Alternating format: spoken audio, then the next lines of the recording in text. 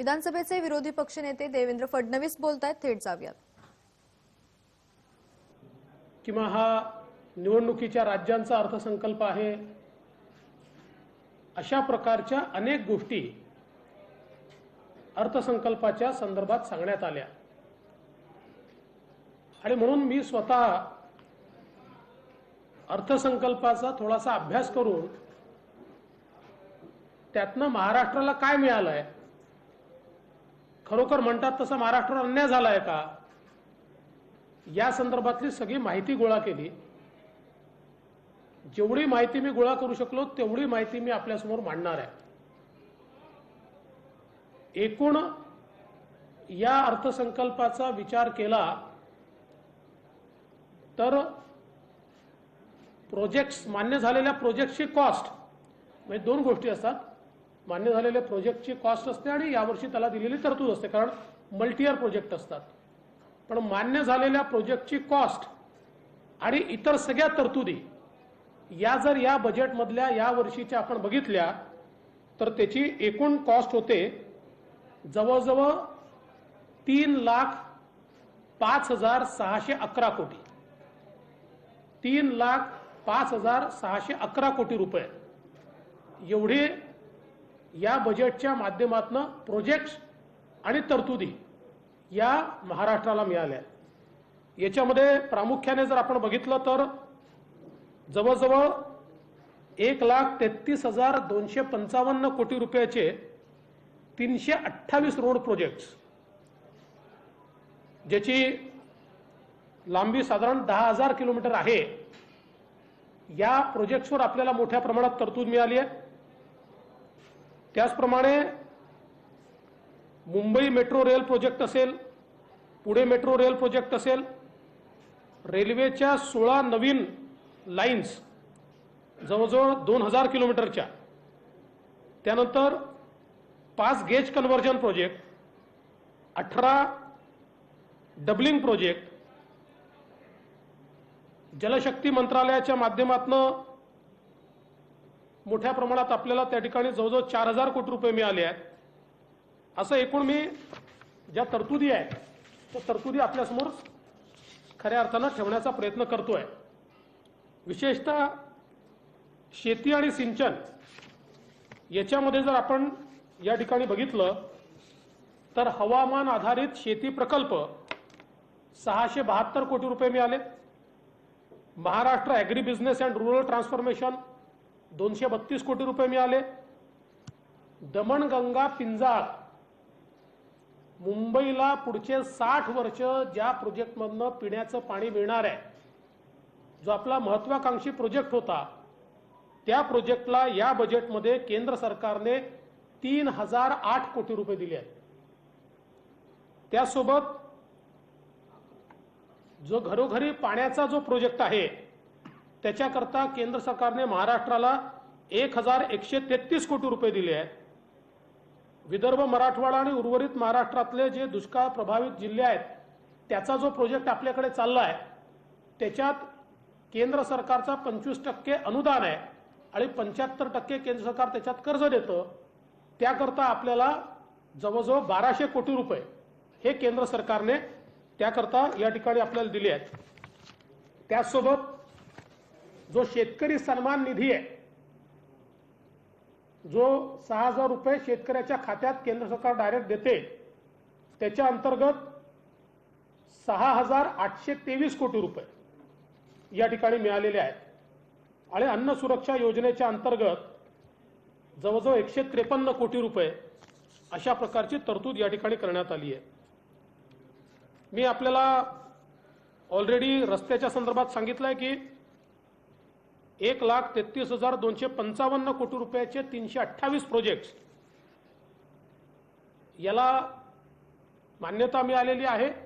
आता हे वेगवेगळ्या स्टेजवर आहे आणि याला पूर्ण अप्रूव्हल आहे, म्हणजे यातला जो प्रोजेक्ट सुरू होईल त्याची पूर्ण तरतूद त्या प्रोजेक्टला मिळेल अशा प्रकारची याची व्यवस्था करण्यात आली आहे. यासोबत मुंबई मेट्रो 3 म्हणजे आरे कारशेडवाली, या मुंबई मेट्रो 3 ला 1832 कोटी रुपये हे केंद्र सरकारने दिले आहेत. पुणे मेट्रो याला 3,195 कोटी रुपये केंद्र सरकारने दिले आहेत. नागपूर मेट्रो टप्पा 2 साठी 5,976 कोटी रुपये मंजूर झाले आहेत. नाशिक मेट्रो प्रकल्पासाठी 2,092 कोटी मंजूर झाले आहेत आणि मुंबईतल्या इतर मेट्रो प्रकल्पांसाठी 441 कोटी रुपये हे त्या ठिकाणी मंजूर झालेले आहेत. रेल्वेचे जे प्रकल्प मी सांगितले यामध्ये आत्ता रेल्वेनी 6,722 किलोमीटरचे प्रकल्प 39 प्रकल्प मंजूर केले आहेत, ज्याची एकत्रित किंमत 86,696 कोटी आहे. 86,696. आणि या वर्षीची तरतूद, कारण हे काही एका वर्षात पूर्ण होत नाही, या वर्षीची तरतूद ही 7,107 कोटी आहे. आता ही तरतूद का बरं महत्वाची आहे, तर एकूण रेल्वेमध्ये 2009 ते 2014 या 5 वर्षामध्ये महाराष्ट्राला मिळालेले पैसे आहेत 1,171 कोटी. 1,171 कोटी 5 वर्षात मिळाले आहेत आणि या एका वर्षाची तरतूद आहे 7,107 कोटी. आणि मागच्या वर्षी मिळाल्यात 6,572 कोटी, 19-20 मध्ये मिळाल्यात 7,821 कोटी. त्यामुळे 5 वर्षात जे पैसे मिळायचे त्याच्या 5 पट 7 पट पैसे एकेका वर्षात आता रेल्वे ही महाराष्ट्राला देते आहे. हा खरा मोदी सरकारमधला आणि जुन्या सरकारमधला फरक आहे. आता त्याचे वेगवेगळे माझ्याकडे त्याचा ध्येय आहे, म्हणजे छिंदवाडा नागपूर आहे, गोंदणी कळमना आहे, तिगाव चिसोंदा आहे, भुसावळ जळगाव आहे, दोन गुलबर्गा, अहमदनगर बीड परळीला परत पैसे मिळाले आहेत 572 कोटी. वर्धा नांदेड यवतमाळला 347 कोटी रुपये मिळाले आहेत. इंदूर मनमाड वाया मालेगाव हा 9,547 कोटीचा प्रोजेक्ट याला पूर्ण मान्यता मिळालेली आहे. सोलापूर उस्मानाबाद नवीन मार्ग वाया तुळजापूर हा 84 किलोमीटरचा आहे, याला टोकन ग्रँट 20 कोटी रुपये मिळाली आहे, म्हणजे याची पूर्ण मान्यता झाली की त्याला उरलेले पैसे मिळतील. मुंबई अहमदाबाद हायस्पीड रेल्वे याला 7,897 कोटी रुपये हे या ठिकाणी मिळालेले आहेत. म्हणजे महाराष्ट्रातल्या सगळ्या भागातल्या प्रोजेक्ट्सला रेल्वेच्या प्रचंड मोठी तरतूद ही या ठिकाणी रेल्वे विभागाच्या माध्यमातून मिळाली आहे. यासोबत खंडवा अकोल्याला देखील त्या ठिकाणी मान्यता मिळाली आहे. डबलिंग किंवा तिसरी लाईन किंवा चौथी लाईन असं जिथे मिळालं आहे त्यात कल्याण कसारा तिसरी लाईन, वर्धा नागपूर तिसरी लाईन, तिगाव चिसोंदा तिसरी लाईन, वर्धा बल्लारशा तिसरी लाईन, इटारसी नागपूर दुसरी लाईन, त्यानंतर पुणे मिरज लोंढा डबलिंग, दौंड मनमाड डबलिंग, वर्धा नागपूर चौथी लाईन, मनमाड जळगाव तिसरी लाईन, जळगाव भुसावळ चौथी लाईन, या सगळ्याला या ठिकाणी तरतूद मिळाली आहे.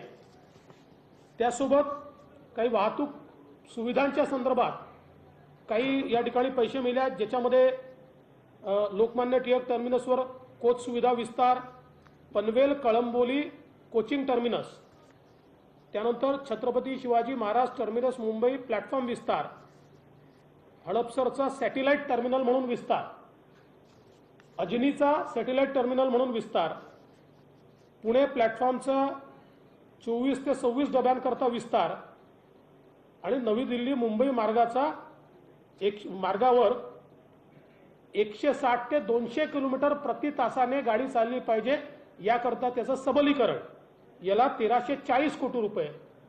हे जे वरचे मी लोकमान्य टिळक टर्मिनस पासून वाचून दाखवले या सगळ्यांना बजेट एंट्री मिळाली आहे, बजेट ग्रांट मिळाली आहे. आता त्याची प्रोसेस राज्याला आणि केंद्राला मिळून पूर्ण करावी लागेल आणि मग त्याला उरलेले पैसे या ठिकाणी प्राप्त होतील. यासोबत आरोबी आरयूबी जे आहेत त्यात Vikhroli ROB, Kalyan ROB, Diva road ROB, Jawaharlal Nehru port trust Jasai road ROB, Diva Panvel ROB, Diva Vasai ROB, Jasai Jawaharlal Nehru port trust ROB यांच्याकरता देखील या ठिकाणी तरतूद करण्यात आली आहे. यासोबत MUTP टप्पा 2 200 कोटी रुपये, MUTP टप्पा 3 300 कोटी रुपये, MUTP टप्पा 3 150 कोटी रुपये. मुंबईच्या आपल्या जी लोकल आहे मुंबईची लाईफलाईन त्याकरता हे 650 कोटी रुपये या ठिकाणी मिळाले आहेत. आणि याच्या व्यतिरिक्त प्रवासी सुविधा निर्माणाकरता 636 कोटी, यांत्रिकीकरण इलेक्ट्रिकरण याकरता देखील 85 कोटी 100 कोटी अशा काही तरतुदी या अर्थसंकल्पात करण्यात आलेल्या आहेत. एकूण आपण जर बघितलं तर याच्या व्यतिरिक्त मी जलशक्ती विभाग सांगितलं आपल्याला, त्यानंतर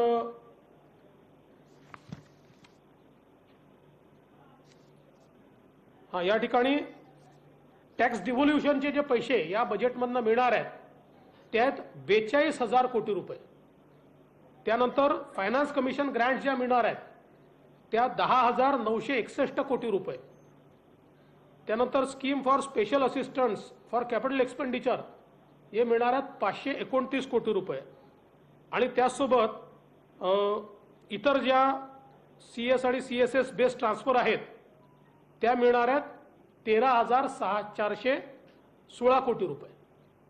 याच्यामध्ये प्रधानमंत्री आवास योजनेचे पैसे मी पकडलेले नाही आहेत, कारण ते जेवढे प्रोजेक्ट मंजूर होतात त्याच्या आधारावर येतात, किंवा इतर अशा ज्या स्कीम्स आहेत म्हणजे उज्ज्वला योजना असेल किंवा अशा ज्या इंडिव्हिज्युअल स्कीम्स आहेत याचे पैसे मी पकडलेले नाही आहेत. त्यामुळे एकूण इन्फ्रास्ट्रक्चर सेक्टरमध्ये प्रचंड मोठी गुंतवणूक महाराष्ट्रामध्ये केंद्र सरकार करते. रोड्समध्ये, ब्रिजेसमध्ये, रेल्वेमध्ये, ओव्हरब्रिजमध्ये, मेट्रोमध्ये आणि सबअर्बन रेल्वेमध्ये. आणि मला असं वाटतं की आपण जर हे सगळे बघितले याच्या व्यतिरिक्त अजून राज्याला जे काही GSTचं कंपेन्सेशन आहे ते कंपेन्सेशन देखील पूर्ण देण्याचा निर्णय हा केंद्र सरकारने घेतलेला आहे. त्याचं कम्प्युटेशन हे जुलै टू जुलै होतं. त्यामुळे जुलै टू जुलै कम्प्युटेशन झाल्यानंतर एक्झॅक्ट अमाऊंट कळेल की ती किती आहे, त्यानुसार ते कंपेन्सेशन देखील त्या ठिकाणी मिळणार आहे. आणि म्हणून जे काही या ठिकाणी सांगण्यात आलं की महाराष्ट्र कुठे दिसत नाही, महाराष्ट्राला काही मिळालं नाही, हे धादांत खोटं आहे. आणि मी आपल्यासमोर सगळी आकडेवारी दाखवलेली आहे. महाराष्ट्राला सगळ्यात प्रॉमिनंटली या बजेटमधनं इतक्या मोठ्या प्रमाणातल्या तरतुदी मिळाल्यात. अपेक्षा एवढीच आहे की जशी मेट्रो 3 थांबवून ठेवलेली आहे अशा प्रकारे प्रोजेक्ट्स न थांबवता प्रोजेक्ट्सला गती देऊन हे पैसे जास्तीत जास्त यातले पैसे यावर्षी खर्च होतील असा प्रयत्न हा महाराष्ट्र सरकारने केला पाहिजे.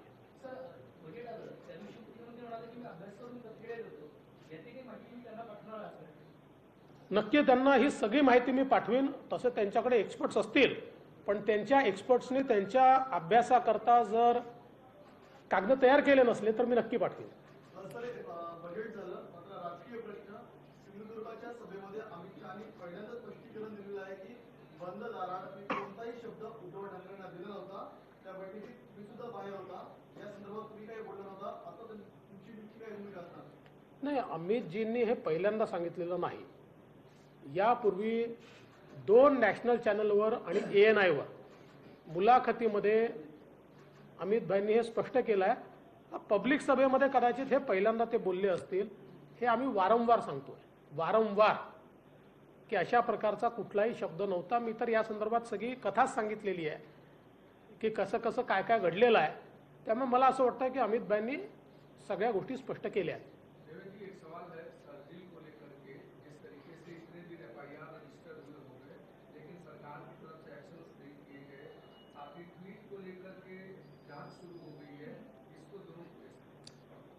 देखिए, सबसे बड़ा आश्चर्य तो ये है कि शर्जील को अरेस्ट नहीं किया जाता, लेकिन शर्जील को अरेस्ट क्यों नहीं किया गया, इसके लिए भारतीय जनता पार्टी उत्तर भारतीय आघाड़ी ने आंदोलन रखा तो हमारे उसके पदाधिकारियों को घर में जाकर अरेस्ट किया और detain KIA.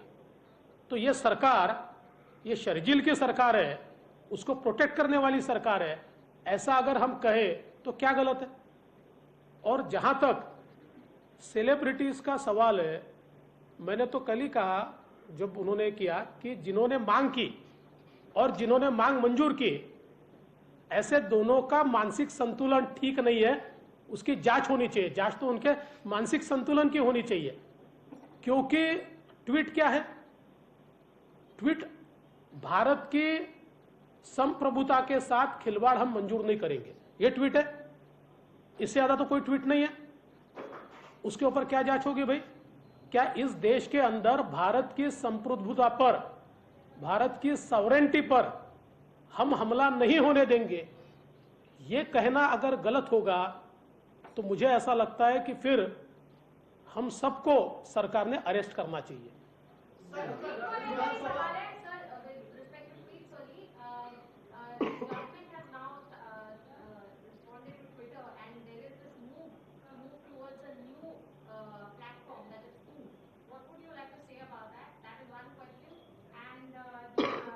Kajal, I have no information about it. I'll speak only when I have all the information. विधानसभा अध्यक्षपद रिक्त झालेलं आहे. भाजपची आता काय नेमकी भूमिका असेल? विधानसभा अध्यक्षपद आता रिक्त झालेलं आहे. असं आहे की महाराष्ट्रामध्ये साधारणपणे ही परंपरा राहिली आहे की विधानसभेचा अध्यक्ष जो आहे तो एकमताने आम्ही निवडतो। तथापि साधारणपणे सरकारचा अप्रोच काय आहे, विधानसभेत विरोधकांना वागणूक काय आहे, विरोधकांशी सरकारचा संवाद आहे का, या सगळ्या बाबींवर हे डिपेंडंट असतं, त्याच्यावर हे निर्भर असतं। त्यामुळे या संदर्भात आम्ही आणि आमचे मित्रपक्ष एकत्रित बसू आणि या संदर्भातला निर्णय आम्ही घेऊ। भंडारा में जो हॉस्पिटल में आग लगी थी उसको 1 महीना पूरा हुआ है। सरकार के पास फायर ऑडिट रिपोर्ट है, सरकार के पास डिविजनल कमिश्नर का रिपोर्ट है। कल एफएसएल जो मुंबई करीना लैब है उसका भी रिपोर्ट भंडारा एसपी के पास है, जो बताता है कि 22 मिनट तक वो बच्चे उस आग में कोई नहीं आया। उसके बावजूद सरकार आज फिर से कह रही है कि हमें और एविडेंस चाहिए, और जब ये ऑफिशियली सबमिट होगा एफएसएल का रिपोर्ट हमारे पास, तब हम एफआईआर करने की सोचेंगे या हम एफआईआर करेंगे। क्या लगता है अभी तक एफआईआर नहीं हुई है? मुझे ऐसा लगता है कि सरकार किसको बचाना चाहती है इसके ऊपर पहले चर्चा होनी चाहिए और सरकार ने स्पष्ट करना चाहिए, क्योंकि इतना सीधा मामला सामने आ रहा है। एक तो फायर सेफ्टी की फाइल पर 6 महीने तक सरकार के अधिकारी बैठे रहे, और हम अगर कानून की भाषा में कहें तो एक्शन और इनएक्शन, मालफिजेंस, मिसफिजेंस एंड नॉन फिजेंस, ये तीनों चीजें ये गुनाह होती है और इसके ऊपर एफआईआर होना चाहिए। आज जिस प्रकार की ये घटना घटी, उस घटना के बाद सरकार ने जिस प्रकार की कार्रवाइयां की है, सरकार इस मामले में पूरी असंवेदनशील है। सरकार किसी को बचाने का प्रयास कर रही है। इसमें जरूर कोई ना कोई ऐसी चीज है कि जिसके कारण सरकार डर रही है, और हमारी मांग है तुरंत एफआईआर रजिस्टर किया जाए। राहुल राहुल नंतर ना एक विचारू। राहुल, बजेट आलं त्यानंतर मुंबई महानगरपालिकेचे बजेट आलंय आणि महानगरपालिका निवडणुका डोळ्यासमोर ठेवता मोठा आकडा तर समोर दिसतोय, पण त्यामध्ये अनेक काही निर्णय देखील थोडंसं वादग्रस्त ठरले। खास करून एमएमआरडीच्या बाबतीत महापालिकेने एक प्रस्ताव पाठवला की इतके अधिकार आहे, महापालिकेचं अधिकार क्षेत्र वाढावं, हा एक आहे। आणि याबरोबर काही समुद्राचं पाणी, खारं पाणी गोड करण्यामध्ये देखील मोठे आकडे फक्त समोर येत आहेत। दोन निर्णयांबद्दल चर्चा होते, तुमची काय माहिती ओव्हरऑल मुंबई महानगरपालिका बजेट बाबत? ते मी मुंबई महानगरपालिकेचं बजेट मी काही बघितलेलं नाही, पण माझं मत असं आहे की मुंबई महानगरपालिकेने काही बजेट जर तयार करायचं असेल तरी देखील मुंबईतले खड्डे, मुंबईत तुंबणारं पाणी, याच्याकडे पहिल्यांदा लक्ष दिलं पाहिजे। आणि सगळ्यात महत्त्वाचं, मुंबई महानगरपालिकेतल्या बजेटचे आकडे आणि भ्रष्टाचाराचे आकडे याचा काही मेळच बसत नाही। म्हणजे पैसे केवळ भ्रष्टाचाराकरता खर्च करायचे ही पद्धती जोपर्यंत बंद होत नाही तोपर्यंत कितीही मोठे आकडे हे मुंबई महानगरपालिकेने आपल्या बजेटमध्ये ठेवले तरी जनतेला त्याचा काही उपयोग होईल असं वाटत नाही। अभिषेक पांडे।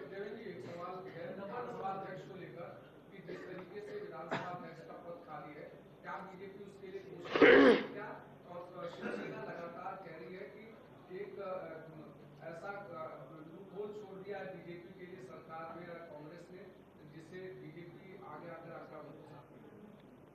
देखिए, पहली बात तो यह है कि महाराष्ट्र में प्रायः ये परंपरा रही है कि हम लोगों ने विधानसभा का जो अध्यक्ष पद है वो हम लोग एक मत से करते हैं, उस पर प्रायः चुनाव नहीं होता। किंतु ये सरकार ऐसी है कि जो विरोधी पार्टी से संवाद नहीं करती। विरोधी पार्टी की जो अधिकार है सभागृह में, उन अधिकारों का भी हनन होता है। और इसलिए हम लोग हमारे सारे मित्र पक्षों के साथ बैठेंगे और इसके ऊपर अपनी नीति तय करेंगे। लेकिन मुझे एक बात की खुशी है कि सरकार बहुत घबराई हुई है। ये विधानसभा अध्यक्ष पद के चुनाव को लेकर सरकार बहुत घबराई हुई है, ये देखकर मुझे बहुत खुशी हो रही है।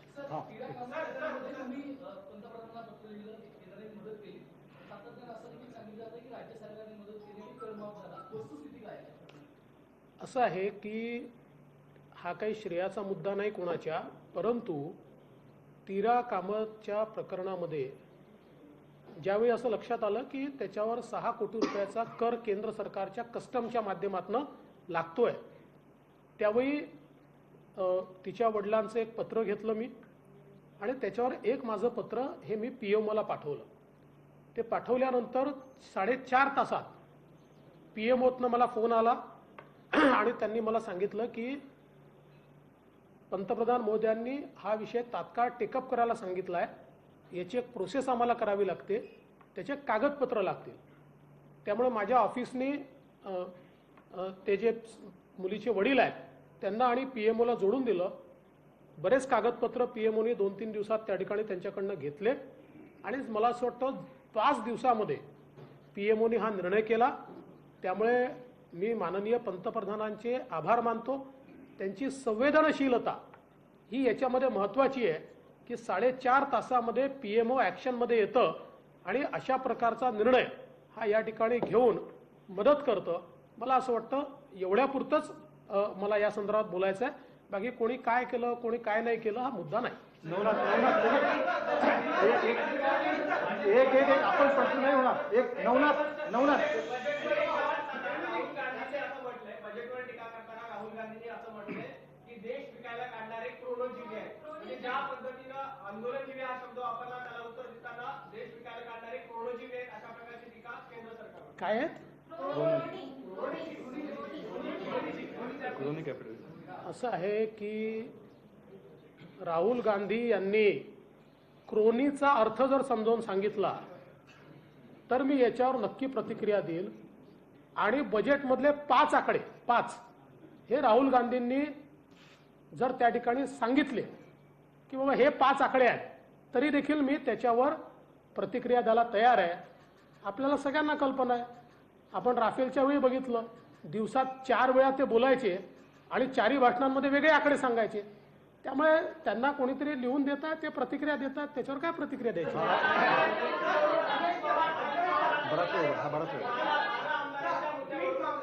ट्वीट मामले में एक अपडेट है। राजेश टोपे ने इस केस को पीछे लेने के ऊपर सवाल पर कहा है कि मुख्यमंत्री और उप मुख्यमंत्री इस बारे में हाई कमेटी लेवल पर फैसला लेंगे। आपको लगता है